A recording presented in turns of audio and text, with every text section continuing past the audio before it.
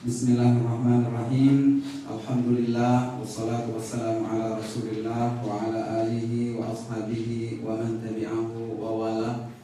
Asyhadu an la ilaha illallah wahdah la syarikalah wa asyhadu anna Muhammadan abduhu wa rasuluhu la nabiyya ba'dah. Para jemaah sekalian, setelah mengucapkan puji dan syukur kepada Allah dan menyampaikan shalawat kepada Rasul, saya ingin mengucapkan taqabbalallahu minna wa minkum kullu amin wa antum bi khair. Ucapan itu artinya bukan menyaksikan pasca Ramadan ya. Ini bukan terjemahannya. Nah, ini adalah temanya. Hari ini kita awali kembali kajian kita setelah Ramadan melewati kita. Sekarang kita sudah berada di tanggal 23 September, berarti tanggal berapa Syawal nih Pak Bu? 14 Syawal. Hari demi hari Ramadan kita meninggalkan kita. Kebahagiaan yang ada dalam hati kita sedikit demi sedikit semakin surut. Hari pertama gembiranya luar biasa, hari kedua, ketiga, sampai nanti lama-lama bekas dari Ramadan itu akan hilang. Kalau sekarang mungkin kalau baca Quran masih agak kencengan juga nih bekas-bekas dari Ramadan. Nanti udah agak kesoman, udah mulai AI lagi. Semangatnya juga udah mulai mengendor. Nah, ini yang dikhawatirkan oleh segelintir orang yang barangkali mereka ini yang termasuk berhasil mendapatkan kesuksesan Ramadan. Bagi mereka bukan perjumpaan dengan Ramadan yang aku sesali, tetapi perpisahan dengan Ramadan. Dibalik Pak ya, kalau dalam dunia percintaan kan bukan perpisahan yang aku sesali, tapi pertemuan. Tapi kalau bagi Ramadan, perpisahan dengan Ramadan yang dikhawatirkan, yang disesali. Para jamaah sekalian yang berbahagia, Ramadan seringkali berakhirnya Ramadan seringkali dikaitkan dengan kemenangan. Kurang jelasnya. Kira-kira setuju atau tidak Pak Bu? Bahwa berakhirnya Ramadan tanggal 1 Syawal itu sebagai hari kemenangan. Setuju atau tidak Pak Bu? Setuju. Salah satu di dalam baleho di pinggir jalan, salah satu pakai mengatakan menyambut, mari kita isi hari kemenangan di hari yang fitri ini. Setuju Pak? Ada tidak nas dalam Al-Quran maupun dalam hadis yang menyatakan bahwa berakhirnya Ramadan itu adalah sebuah kemenangan? Yang tidak adalah sebuah kebahagiaan. Jadi kalau bahasa hadisnya Rasulullah SAW menyatakan berakhirnya Ramadan, kemenangan yang dimaksud adalah kebahagiaan. Ini hadisnya. Dalam potongan hadis riwayat Imam Muslim, Rasulullah menyatakan bahwa orang yang berpuasa itu bahagianya ada dua. Yang pertama adalah inda fitrihi, yaitu pada saat dia berbuka. Maksudnya adalah berbuka hari pertama, yaitu pada tanggal 1 Syawal, pada hari Lebaran kemarin, Idul Fitri. Itu kebahagiaan yang pertama. Dan yang kedua nanti pada saat kita berjumpa dengan Tuhan kita Allah Subhanahu wa Ta'ala. Kalau saya tanya bapak-bapak ibu-ibu, kira-kira ada tidak orang umat Islam ya, jika tidak ingin dikatakan semuanya ya, ada tidak, saya bertanya, umat Islam yang tidak berbahagia pada tanggal 1 Syawal itu? Siapa Bu?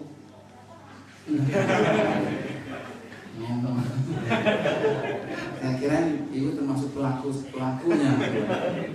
Ada tidak orang yang pada tanggal 1 Syawal dia tidak berbahagia? Ada. Yaitu kapan? Siapa? Yang suaminya meninggal dunia pada tanggal 1 Syawal.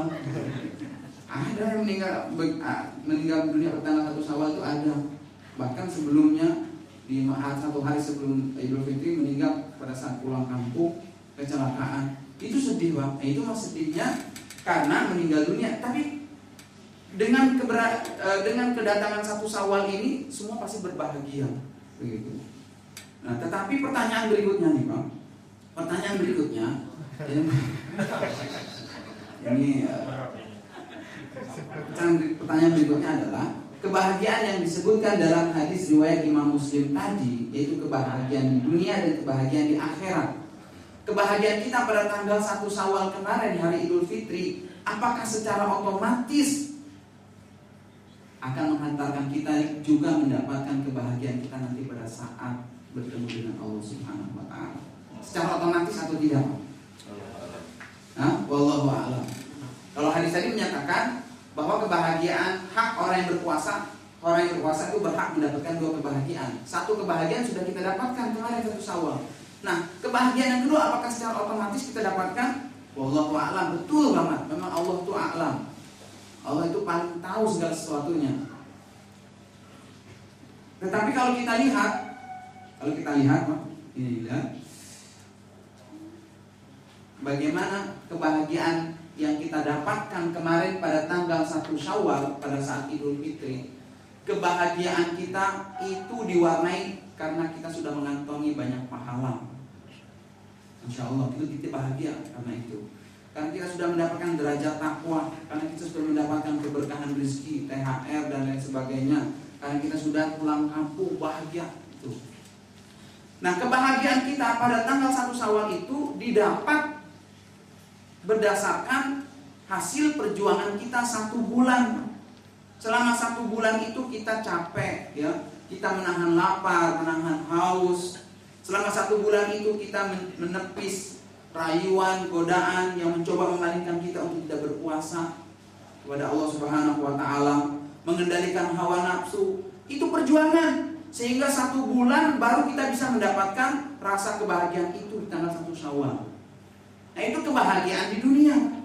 Maka secara logika kebahagiaan kita nanti pada saat kita berjumpa dengan Allah Subhanahu wa taala adalah juga harus diraih dengan perjuangan. Tidak mungkin otomatis secara otomatis dapat seperti itu. Maka setelah Ramadan ini adalah episode baru perjuangan kita untuk mendapatkan kebahagiaan yang kedua yang belum kita dapatkan. Pada saat nanti kita berjumpa dengan Allah Subhanahu wa taala, bagaimana kita menjaga, merawat hasil dari Ramadan ini sampai nanti ajal kita tiba, lalu kita berbahagia. Kita bertemu dengan Allah Subhanahu wa taala. Ini antara 2 kebahagiaan yang dijanjikan oleh Rasulullah sallallahu alaihi wasallam. Maka saya agak sedikit ingin meluruskan juga pandangan pasca Ramadan kita, Idul Fitri ini bagi seorang mukmin itu, ini fenomenanya yang saya tekankan di sini pertama adalah ada 3 semangat yang harus kita jiwai dalam menjalani hari-hari pasca Ramadan ini. Yang pertama adalah semangat menyempurnakan. Inilah yang diisyaratkan oleh Allah Subhanahu wa taala di dalam Al-Qur'an surat Al-Baqarah ayat 155. Berakhirnya Ramadan Allah katakan, a'udzubillahi minasyaitonirrajim, walitukmilul iddah. Dan hendaknya kalian sempurnakan bilangan Ramadan itu. Disempurnakan. Akan tetapi yang terjadi ini, saya kurang sependapat kalau bahasa berakhirnya Ramadan alhamdulillah sudah kita selesaikan. Saya kurang sepakat. Saya lebih cocok dengan istilah kita telah melewati Ramadan, atau Ramadan telah melewati kita. Kalau kita selesaikan, itu ada perbedaan makna dengan menyempurnakan. Apa bedanya? Bedanya adalah sesuatu yang sudah kita selesaikan, yang sudah finish, sudah berakhir, maka kita akan memulai sesuatu yang baru itu dari nol lagi. Tetapi kalau menyempurnakan adalah apa yang sudah kita dapatkan kemarin pada bulan Ramadan, kita sempurnakan. Nah, ini semangat ini yang harus kita pegang terus untuk mengisi hari-hari pasca Ramadan. Aneh Pak, jika seandainya dari awal kita membangun rumah, kita buat pondasinya, kita buat tiangnya, kita buat atapnya, begitu sudah jadi, terus kita tinggalkan, kita bikin baru lagi. Aneh itu tidak dipikirkan tidak dimanfaatkan, tidak berguna, itu aneh. Apalagi kalau kita rusak itu rumahnya, kita hancurin terus kita bikin lagi. Itu orang pulang kerjaan. Aneh jika seandainya ya ini semangat menyempurnakan ini sebenarnya sudah menjiwai dalam kehidupan kita sehari-hari. Dalam dunia kerja umpamanya, dalam dunia kerja kita pasti ingin mendapatkan karir yang terus meningkat. Dari tahun ke tahun ke depannya semakin membaik, itu pasti dambaan kita. Adalah aneh jika seandainya prestasi yang sudah kita dapatkan yang tinggi lalu kemudian kita tinggalkan, lalu kita mulai dari nol lagi. Lucu kalau seandainya ada pimpinan yang mau melakukan perbuatan amalan yang dilakukan oleh bawahan, itu lucu. Ada orang tua tapi kelakuannya seperti anak-anak kecil. Itu dia sudah punya prestasi, punya banyak pengalaman di hari tuanya, tapi kelakuannya masih seperti anak kecil. Aneh jika ada seorang sarjana, tapi dia kelakuannya sama seperti anak SD yang belum tahu apa-apa. Aneh orang yang sudah ditarbiyah selama 1 bulan Ramadan, dia keluar dari bulan Ramadan, dia mendapatkan predikat takwa, sarjana takwa, lalu kemudian dia melakukan hari-hari setelah Ramadannya seperti orang yang baru masuk Islam. Itu aneh. Lalu kenapa kalau dalam dunia kerja prestasi untuk menyempurnakan itu begitu semangat kita lakukan, tapi kenapa prestasi hasil dari Ramadan kita ini harus kita tinggalkan, harus kita selesaikan? Maka semangat yang harus kita jiwai berikutnya di hari-hari pasca Ramadan ini adalah semangat untuk menyempurnakan. Jadi bukan menyelesaikan. Oleh sebab itu bapak-bapak, ibu-ibu, para jamaah sekalian, kita tangkap isyarat ini. Ayat surat Al-Baqarah 185 tadi ini sejalan dengan hadis ini. Zakat fitrah. Meskipun ini saya sedikit memberikan tambahan wawasan saja. Sebenarnya saya belum menemukan sebuah istilah dalam Al-Quran maupun dalam kitab hadis dalam bahasa Arab itu ada yang menyebutkan zakat fitrah. Yang ada adalah zakatul fitri. Farada Rasulullah Shallallahu Alaihi Wasallam bahwa Rasulullah Shallallahu Alaihi Wasallam mewajibkan zakat fitri.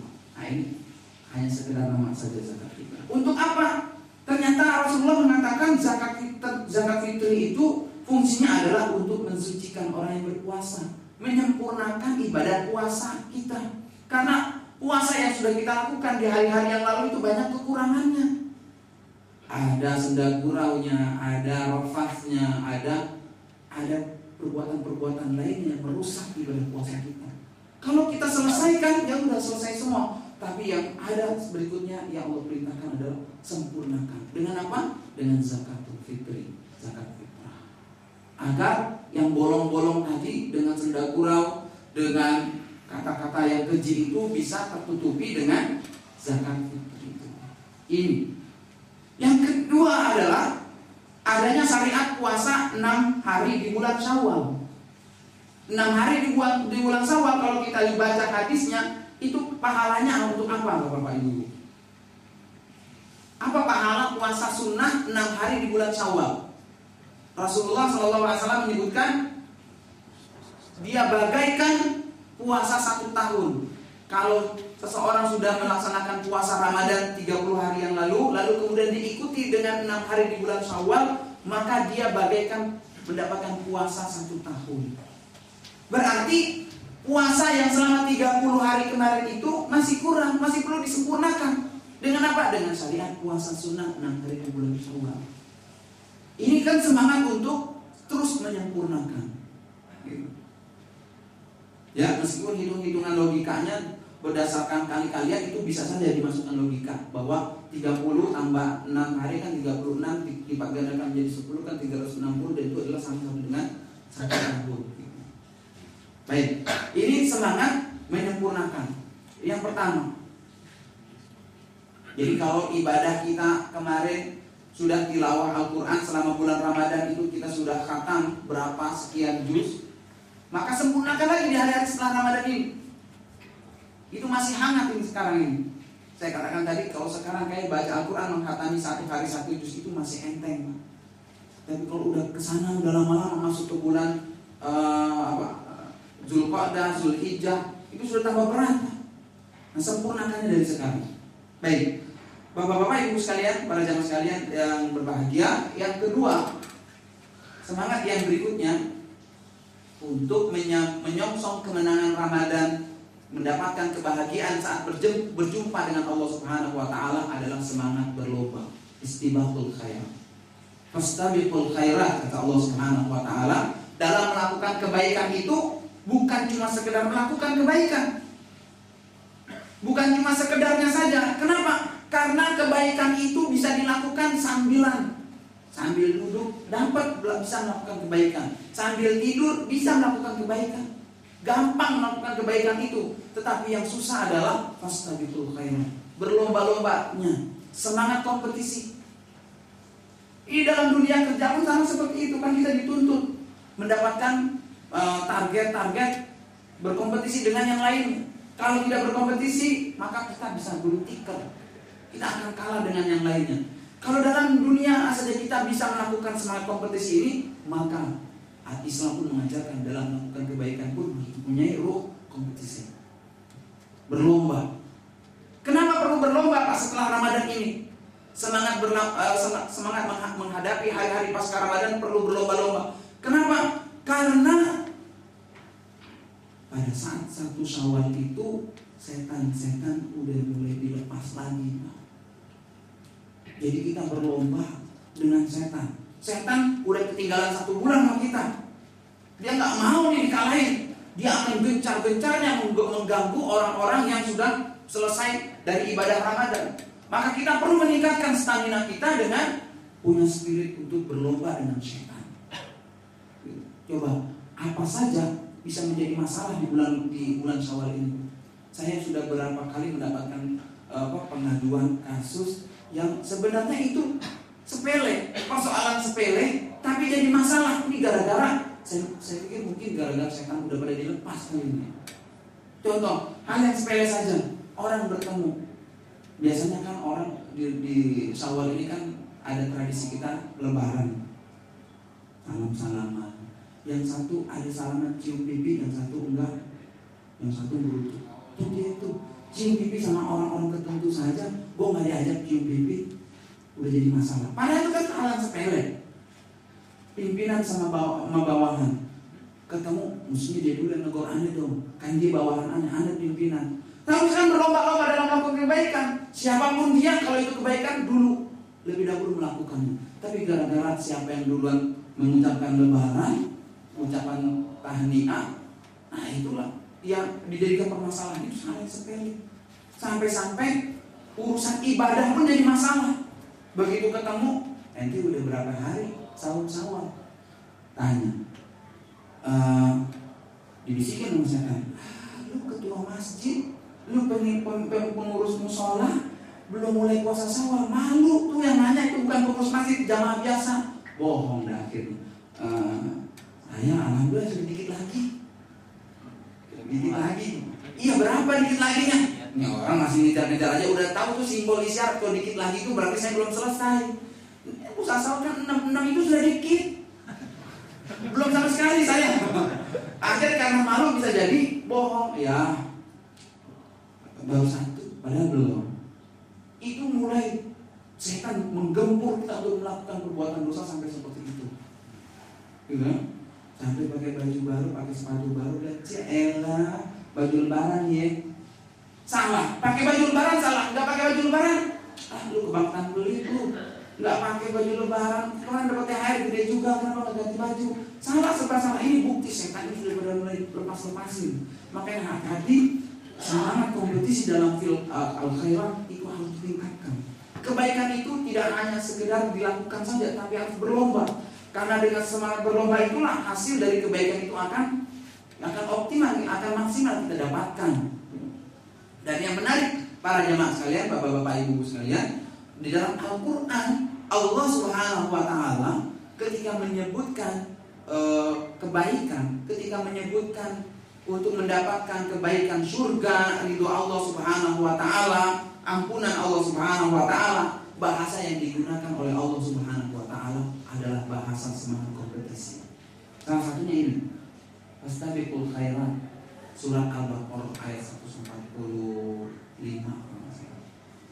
Fastabiqul khairat. Ayat ini apakah memerintahkan untuk melakukan perbuatan kebaikan? Bukan.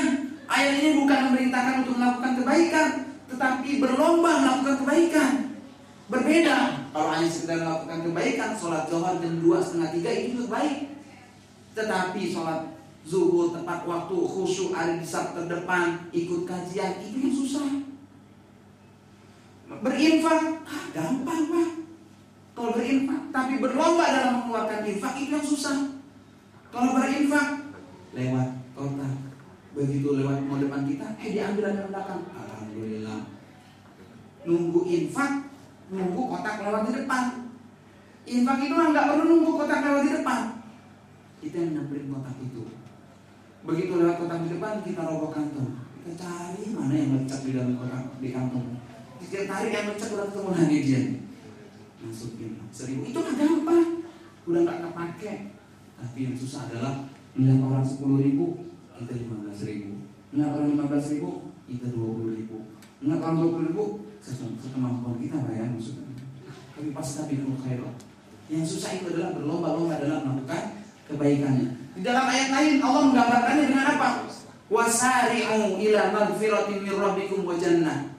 Allah katakan apa? Sari'u, bersegera. Surga itu tidak bisa didapatkan dengan santai-santai saja, duduk-duduk, tidur-tiduran, santai, tidak bisa. Harus berlari. Wasari'u ila magfiratin min rabbikum. Kalau tidak bersegera, tidak berlari, kita akan kalah dengan orang lain, akan kalah dengan setan. Dalam ayat lain disebutkan dalam surat At-Tur, fafirru ila Allah. Kalau mau menuju kepada Allah, lari, fafirru, bukan jalan. Tapi bukan duduk, tapi fafirru, silakan kabur, lari menuju kepada Allah Subhanahu wa taala. Fastabiqul khairat. Semangat inilah yang sudah dilatih oleh Allah Subhanahu wa taala selama bulan Ramadan. Coba kurang apa Allah melatih kita untuk punya semangat kompetisi di bulan Ramadan. Allah lipat gandakan pahala. Kan biasanya kalau berkompetisi dalam sebuah perlombaan itu kan ada hadiah yang ingin dicapai. Dan hadiahnya kalau bisa sehebat-hebat mungkin. Allah kurang apa memberikan iming-iming pahala kebaikan di bulan Ramadan kepada kita. Satu kebaikan ibadah sunnah dilipat gandakan menjadi wajib. Satu kewajiban wajib dilipat gandakan menjadi 10, bahkan 700, bahkan berlipat-lipat tidak terhingga. Itu disediakan pahala yang luar biasa. Untuk supaya kita ini bisa berlomba-lomba, muncul semangat untuk berlomba-lomba dalam melakukan kebaikan. Sampai-sampai ada orang miskin yang datang, ini sebuah sampel saja, sebuah contoh doang. Orang-orang yang lemah di kalangan para sahabat dulu, yang barangkali sudah merasa pesimis untuk bisa berlomba-lomba dalam melakukan kebaikan dengan orang-orang yang kaya, datang kepada Rasulullah SAW. Ya Rasul, dia curhat kepada Rasul, ya Rasul, iya orang kaya, dia bisa dapat kekayaan, dia dapat surga, dapat ridhomu dengan uang yang mereka punya, kekayaan yang mereka punya. Mereka bisa infak, mereka bisa beli surga itu dengan uang, dengan memberikan makan bagi orang yang mau berbuka puasa. Tapi kami nggak mampu, kami orang miskin. Apa yang bisa kami lakukan? Kami akan ketinggalan dengan mereka. Ini adalah semangat orang yang lemah, orang yang sudah pesimis, tetapi ingin menang dari orang yang kaya. Lalu apa kata Rasulullah SAW? Jangan kira kamu tidak bisa berlomba-lomba dengan mereka. Barang siapa yang bisa memberikan makan, kata Rasulullah SAW, bagi orang yang ingin berbuka puasa hanya dengan seteguk air atau sebutir kurma, beberapa butir kurma, itu pahalanya sama dengan orang yang berpuasa itu, tidak dikurangi sedikit pun. Seteguk air, siapa sih yang nggak bisa ngasih orang seteguk air? Kecuali orang yang benar-benar pelit banget. Seteguk air bisa, datang aja ke kamar mandi, air banyak-banyak. Itu sudah kebangetan. Kalau orang nggak bisa berbuat baik, orang selemah-lemah apapun bisa berbuat baik. Ya, kan seteguk juga namanya. Kalau lagi haus kan bisa juga. Baik, ini semangat untuk melakukan istibaqul khairat. Di dalam Al-Quran surat Al-Sajdah, Allah Subhanahu wa Ta'ala menggambarkan orang yang bersegera berlomba-lomba dalam mengejar surga, mengejar ridho Allah Subhanahu wa taala, itu digambarkan dengan istilah tatajafa junubuhum 'anil madaji'. Junubuhum, punggung-punggung mereka itu sampai jauh terpisah 'anil madaji', dari tempat-tempat berbaring, tempat-tempat tidur. Kenapa? Mereka berjaga sampai mensedikitkan tidur. Punggung mereka itu sampai jauh, bukan tidak tidur sama sekali, cuma jauh saja. Itu. Untuk mengejar apa? Untuk mengejar ridho Allah Subhanahu wa taala, surga. Karena surga itu tidak bisa didapat dengan santai, mengejar. Nah, ini semangat istibaqul khairat. Kita sudah dilatih oleh Allah Subhanahu wa taala, oleh Rasulullah SAW pada bulan Ramadan untuk memiliki spirit kompetisi ini. Dan yang terakhir, yang ketiga, untuk menyongsong kemenangan pasca Ramadan yang harus kita pegang teguh berikutnya adalah semangat untuk mempertahankan. Semangat untuk sabar, untuk bisa konsisten mempertahankan. Orang bilang meraih kemenangan itu gampang, meraih kebahagiaan itu gampang, tetapi yang susah adalah mempertahankan kemenangan itu, mempertahankan kebahagiaan itu yang susah. Dan kita lebih siap, ternyata kita lebih siap untuk mempersiapkan menyambut kebahagiaan daripada siap mempertahankan kebahagiaan itu. Sekali lagi saya ulang. Kita lebih siap untuk menyambut datangnya hari kemenangan, datangnya hari kebahagiaan, daripada mempersiapkan diri kita untuk mempertahankan kebahagiaan dan kemenangan yang sudah kita dapatkan. Buktinya apa? Siapa yang tidak menangis kemarin 1 hari sebelum Idul Fitri itu masjid masih penuh. Begitu Idul Fitri, 1 Syawal, 2 Syawal, sholat subuh cuma 2 orang, cuma 3 orang. Kemana ini? Pulang kampung Pak Ustaz. Emang pulang kampung semua sekampung ini? Enggak, ternyata yang ada itu enggak ke masjid. Ini enggak ada masjid. Itu sudah hilang pada saat itu semua. Karena mungkin tidak mempertahankan kemenangan, kebahagiaan yang sudah dia dapat. Sini di dalam Al-Quran surat An-Nahl ayat 92, Allah mengabarkan, wala takunu kallati naqadat ghazlaha min ba'di quwwatin ankatha. Janganlah kamu menjadi seperti seorang wanita yang kerjaannya itu naqadat ghazlaha. Dia setiap hari itu dia pintal, dia rajut helaian demi helaian benang. Dia rajut, dia mau bikin kain, dia mau bikin baju, setiap hari dia sulam. Sampai ketika sudah jadi kain yang kokoh, kain yang bagus, yang coraknya, motifnya indah, begitu sudah jadi kuat, dia copotin lagi. Kurang kerjaan nih orang. Jangan jadi seperti ini, kata Allah Subhanahu wa taala. 1 hari pertama, hari kedua kita bina itu iman. Sampai kemudian hari ke-30 bulan Ramadan kita himpun menjadi sebuah kekuatan takwa dalam diri kita. Begitu sudah jadi bangunan ketakwaan, begitu sudah rampung pakaian ketakwaan di 1 Syawal, kita copotin lagi itu benang. Kita hancurin lagi itu bangunannya. Itu adalah orang yang kurang kerjaan. Seharusnya pakaian takwa itu tinggal kita pakai, menutupi aurat kita, menutupi kelemahan kita, memperindah, mempercantik tampilan kita. Sekarang ini kita sudah pakai pakaian takwa. Tapi banyak yang kemudian mencampakkan pakaian takwa itu. Ini perumpamaan yang diberikan oleh Allah Subhanahu wa taala. Kalau tidak ada semangat mempertahankan, nah inilah yang ketiga ini. Semangat mempertahankan ini yang paling sulit. Banyak orang yang sanggup berjuang, banyak sanggup berkompetisi, tetapi sedikit sekali di antara mereka yang menyelesaikan pertandingan. Sedikit sekali di antara mereka yang menuntaskan, memenangkan pertandingan itu sampai dia berjumpa dengan Allah Subhanahu wa taala, menjemput kebahagiaan yang kedua. Nah, stamina untuk mempertahankan inilah yang membuat kita istiqomah terus mempertahankan hasil prestasi dari ibadah Ramadan ini, terus kita jaga, terus kita rawat di hari-hari pasca Ramadan. Ya. Sekarang ini kita bagaikan kupu-kupu yang baru keluar dari kepompong Ramadan. Kupu-kupu itu indah, meskipun sebelumnya kita ada kupu-kupu itu ada seekor ulat, ya, seekor ulat yang jijik, yang tidak diminati oleh orang, ya, orang semua tidak mau dengan ular itu, bahkan membuat gatal kita. Tapi begitu selesai keluar dia dari kepompong Ramadan, dia menjadi indah. Sudah indah pula, mana yang dia dapatkan, yang dia datangi? Apa dia datangi tempat sampah? Tidak.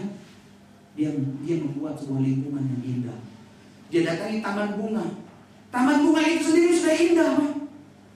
Sudah indah, diindahkan lagi sama dia. Dan kuku-kuku tidak pernah mengotori tempat di mana dia itu tinggal. Mengotori saja tidak, apalagi merusak. Begitulah orang-orang yang sukses dari ibadah Ramadannya. Dia tidak akan mengotori dirinya sendiri, dia tidak akan mengotori, merusak lingkungannya. Bahkan dia tampil memperindah, mempercantik di mana dirinya dan juga lingkungannya di mana dia berada. Dia akan mendapatkan kesuksesan-kesuksesan, dia akan mendapatkan kemenangan-kemenangan berikutnya pasca Ramadan, terus hingga akhir hayatnya, ajalnya tiba, dan dia akan bergembira, berbahagia saat dia berjumpa dengan Allah Subhanahu wa Ta'ala. Itulah maksud dari hadis Nabi SAW, riwayat Imam Muslim tadi, bahwa kebahagiaan orang yang berpuasa ada dua. Satu kebahagiaan sudah kita dapatkan kemarin pada saat 1 Syawal, dan satu kebahagiaan lagi sedang kita perjuangkan saat ini. Berarti berakhirnya Ramadan sebenarnya bukan berakhir segala-galanya. Kebahagiaan kita pada 1 Syawal kemarin tidak secara otomatis mendapatkan kebahagiaan yang kedua nanti saat kita berjumpa dengan Allah Subhanahu wa Ta'ala. Itu semua tergantung apa yang kita lakukan setelah Ramadan. Hari ini yang kita jalani itu adalah hasil Ramadan kita kemarin. Hebatnya kita hari ini, bagaimana jujurnya, bagaimana disiplinnya, bagaimana giatnya kita hari ini, itu adalah hasil produk dari Ramadan kita kemarin. Kalau sekarang kita sudah kokoh, berarti memang hasil Ramadan kita seperti ini. Dan hari ini adalah ukiran kita bagaimana hasil kita nanti di masa mendatang. Kalau hari ini sudah kita hancurkan hasil Ramadan kita, bagaimana nasib kita ke depannya? Bagaimana nasib kita nanti sesudah ini bertemu dengan Allah Subhanahu wa Ta'ala? Ya, barangkali ini para jemaah sekalian, ada 3 semangat yang harus kita pegang terus, kita jiwai minimal, yaitu yang pertama adalah semangat menyempurnakan, ya, bahwa berakhirnya Ramadan bukan selesai segala-galanya, tapi kita perlu menyempurnakannya. Dan yang kedua adalah semangat untuk berlomba dalam kebaikan, dan yang ketiga adalah semangat mempertahankan. Demikian barangkali materi yang bisa saya paparkan, lebih kurangnya mohon maaf. Jazakallahu khair atas paparannya, Ustaz. Teman-teman, bagi teman-teman yang ingin bertanya ataupun memperdetail gitu ya penjelasan dari sang Ustaz, masih ada waktu 15 menit lagi untuk kita berdialog ataupun tanya jawab. Jadi silakan mungkin dari Iwan maupun Ahmadnya. Atau sudah pada jelas semua dengan 3 kriteria tadi? Ibu-ibunya mungkin? Ya, Iwan. Assalamualaikum warahmatullahi wabarakatuh. Ustaz, di Ramadan itu kan ada Lailatul Qadar, Ustaz ya? Iya.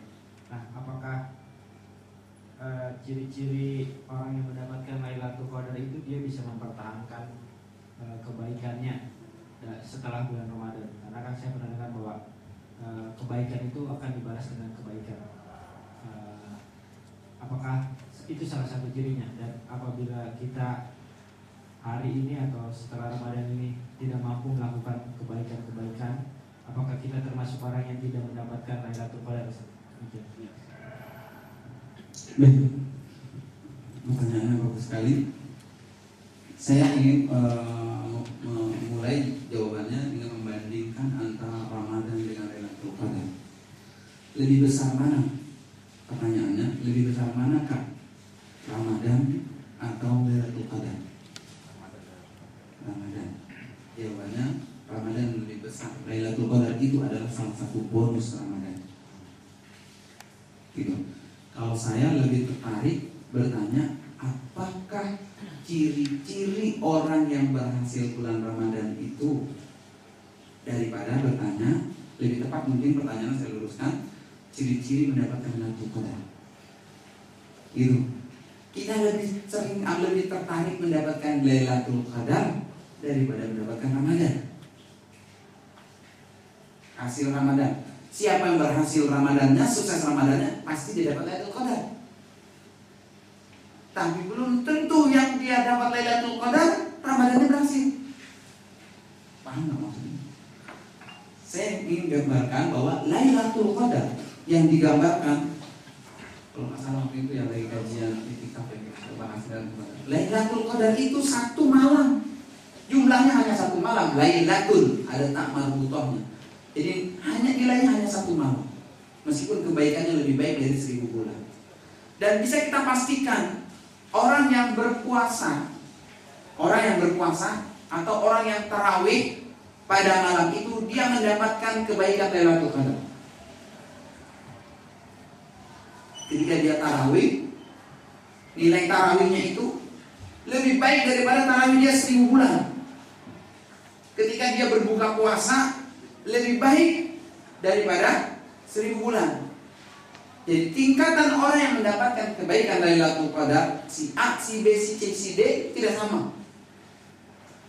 Barangkali ada 5 orang sama-sama mendapatkan Lailatul Qadar, tetapi jenis kebaikan yang dia dapatkan berbeda-beda. Ada yang lebih baik dari 1000 bulannya, hanya mendapatkan pahala sholatnya saja, tidak mendapatkan pahala zikirnya, pahala tilawah Al-Qur'annya, pahala doanya, dan lain sebagainya. Ada yang lebih banyak. Nah, orang yang mendapatkan kebaikan Lailatul Qadar yang banyak adalah orang yang benar-benar memaksimalkan, mengoptimalkan malam Lailatul Qadar itu dengan beribadah kepada Allah Subhanahu wa taala. Dan sudah pasti dan bisa dipastikan barang tentu adalah orang yang mengikuti iktikaf. Orang yang mengikuti iktikaf yang benar-benar iktikaf ya, bukan pindah tidur dari rumah ke masjid, bukan. Tapi orang yang benar-benar iktikaf menghidupkan malam, itu sudah pasti dia mendapatkan Lailatul Qadar. Jadi standarisasi orang itu mendapatkan kebaikan Lailatul Qadar atau tidak itu berbeda-beda. Contoh umpamanya pada malam Lailatul Qadar kita punya harapan, kita punya doa ingin menjaga sholat 5 waktu kita tepat waktu. Itu harapan kita, doa kita, mohon dibimbing ya Allah. Nah maka barangkali salah satu indikasi itu diterima atau tidaknya adalah setelah Ramadan dia benar-benar menjaga 5 waktunya itu tepat waktu. Jadi tergantung dari prestasi ibadah yang dia lakukan pada malam Lailatul Qadar itu. Nah kita tidak tahu si A, si B, si C itu kebaikan yang dia tunaikan pada Lailatul Qadar itu seperti apa. Bisa saja orang dapat pahala Lailatul Qadar sholat tarawih, dapat pahala Lailatul Qadar sholat tarawih, tapi setelah Ramadan dia malas lagi datang ke masjid. Bisa jadi. Tetapi yang sudah bisa dipastikan adalah orang yang tetap mempertahankan hasil Ramadan itu. Kalau di bulan Ramadan dia rajin baca Quran, di luar Ramadan dia rajin baca Quran, di bulan Ramadan dia rajin ke masjid, di luar Ramadan dia juga rajin ke masjid, di dalam Ramadan dia berpuasa, di luar Ramadan juga dia rajin berpuasa. Nah, itu sudah pasti ciri-ciri orang itu sukses mendapatkan kemenangan Ramadan dan sudah pasti juga mendapatkan Lailatul Qadar. Dan hal itu wallahu a'lam bishawab. Ada lagi pertanyaan?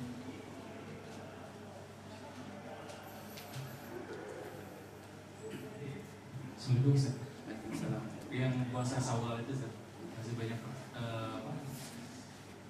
pendapat gitu ya, harus qada dulu atau memberikan perempuan qada dulu atau puasa Syawal dulu, yang bisa dijelaskan.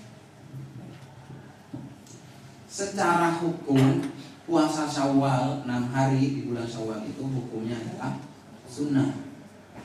Secara hukum mengkodok puasa itu hukumnya wajib. Ini kalau kita bicara aspek hukum. Oke. Tetapi dalam kaidah usul fikih,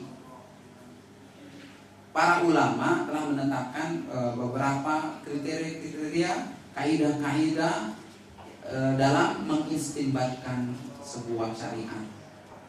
Salah satunya yang ada kaidah itu adalah ada jenis kewajiban yang disebut dengan kewajiban muwassa. Wajib muwassa yaitu adalah kewajiban yang waktunya itu punya rentang waktu. Seperti sholat zuhur. Sholat zuhur ini termasuk kewajiban muwassa. Dalam bahasa Arabnya muwassa, yang punya durasi rentang waktu tertentu dari zuhur azan jam 12 sampai jam 3. Itu muwassa. Dan selama dari jam 1 sampai jam 12 sampai jam 3 itu kita masih mungkin untuk melakukan ibadah-ibadah amalan-amalan yang lain. Itu jenis kewajiban yang muwassa. Umpamanya kita belum sholat zuhur, kita belum sholat zuhur, boleh nggak bapak-bapak, ibu-ibu kita sholat sunnah wudhu dulu? Boleh? Sholat wudhu itu sunnah atau wajib? Sunnah. Sholat zuhur wajib. Boleh. Kenapa? Karena sholat zuhur adalah jenis ibadah yang muwassa, punya rentang waktu. Kita sholat jam 2 pun secara hukum sah, boleh. Cuma nggak dapat fastabiqul khairatnya aja, berlomba-lomba dalam melakukan kebaikan. Dan ada jenis yang kedua, jenis ibadah yang mudayyak, yang sempit. Dia nggak punya rentang waktu, sempit, dan dia nggak mungkin menyisipkan ibadah lagi pada saat itu. Hanya satu jenis ibadah saja yang bisa dilakukan. Contohnya apa? Yang mudayyak itu, yang sempit. Qobla subuh itu bukan wajib, tapi sunnah. Ini kewajiban yang mudayyak. Ibadah haji. Ibadah haji itu nggak bisa dilakukan di bulan Muharram. Dilakukan di bulan Rajab, nggak bisa. Rentang waktu sudah dibatasi. Dan pada rentang waktu itulah orang yang sedang melakukan ibadah haji ya mengikuti rangkaian ibadah haji itu. Nggak bisa dia keluar dulu, jalan-jalan, nanti balik lagi kapan gitu, nggak bisa. Itu mudayyak, waktunya sempit. Sama dengan Ramadan. Ramadan itu, ibadah puasa Ramadan itu termasuk yang mudayyak, sempit. Waktunya cuma tanggal 1 Ramadan sampai tanggal 29 atau 30 Ramadan. Itu mudayyak. Pada hari-hari tanggal 1 sampai tanggal 29 atau 30 Ramadan, kita nggak bisa melakukan puasa lain selain puasa Ramadan. Sekarang pray dulu puasa Ramadannya, umpamanya tanggal 15. Saya mau melakukan puasa nazar dulu, atau saya mau melakukan puasa Senin Kamis dulu, ntar Ramadannya saya kodo aja depannya. Itu nggak bisa. Itu mudayyak namanya, nggak ada pilihan. Harus melakukan Ramadan. Nah, sekarang qadha itu termasuk kewajiban muwassa atau mudayyak? Muwassa. Waktunya tidak terbatas, ada rentang waktu sampai Ramadan lagi berikutnya itu kita bisa kapanpun. Tapi kalau Syawal mudayyak atau muwassa? Mudayyak, hanya bulan Syawal saja. Kalau dalam bulan Syawal nggak bisa. Sekarang kalau orang wanita menyusui atau haid 7 hari, ya kan? Dia fisiknya lemah. Dia harus bayar 7 hari dulu, tambah 6 hari lagi, 13 hari, ya kan? Kalau dia seling-seling itu kan sebulan pas jadinya, 13 hari kan? Sempit, susah buat dia. Maka boleh-boleh saja berdasarkan pendapat satu mazhab, boleh-boleh saja orang yang masih punya hutang puasa Ramadan, dia melakukan puasa sunnah Syawal. Kenapa? Alasannya karena membayar qadha puasa Ramadan itu muwassa. Sedangkan melakukan puasa sunnah ini, Syawal ini mudayyak. Itu ada dalilnya dan ada kaidah yang telah ditetapkan oleh kaidah usul fikih. Ada orang bilang, ente nggak tahu diri ya? Kenapa? Ente kemarin nggak puasa 7 hari, belum dibayar, itu wajib. Sekarang ente udah puasa sunnah. Puasa sunnah itu sunnah.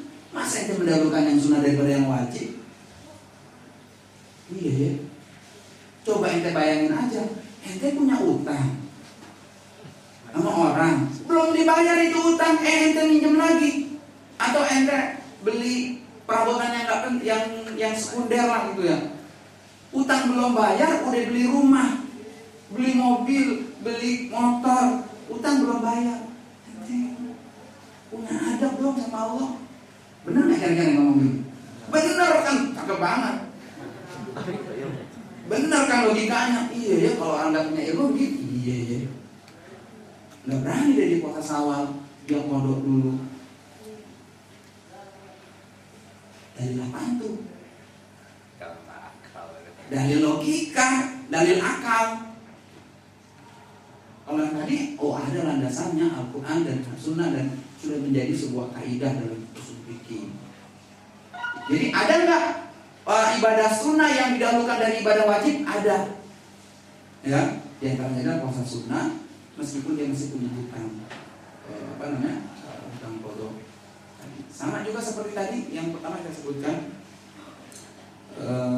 sunnah itu bisa dilakukan meskipun sholat sunnah, syukrul wudu umpamanya. Boleh nggak kita belum sholat zuhur? Sholat sunnah syukrul wudu, boleh saja. Habis syukrul wudu 2 rakaat terus kita sholat tahiyatul masjid 2 rakaat, itu dua-duanya hukumnya sunnah. Padahal kita belum sholat zuhur. Boleh nggak? Boleh. Zuhur padahal wajib. Begitu. Ya, wallahu a'lam bishawab. Bisa mungkin atas pencerahannya kan. Ya, karena waktu sudah jam 12:59 dan